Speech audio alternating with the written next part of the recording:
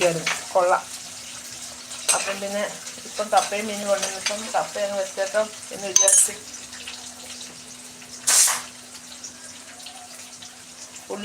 ഉള്ളിയൊക്കെ ഇട്ട് മീൻ കറി വെക്കാൻ പോവുക. ഞങ്ങളുടെ കോട്ടയം മീൻ കറി. വെളുത്തുള്ളി പോളയെടുക്കാം. വെളുത്തുള്ളി ഉള്ളിയൊക്കെ ഇട്ട് ഞാൻ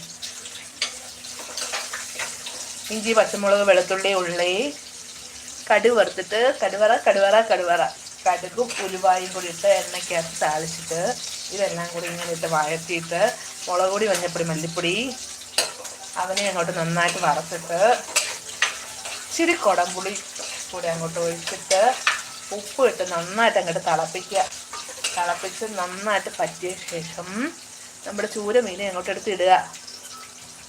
7 മണിയായി എന്ന് പറഞ്ഞിട്ടുണ്ട്. മുളക് പൊടിയൊക്കെ ഞാൻ ഇടുക.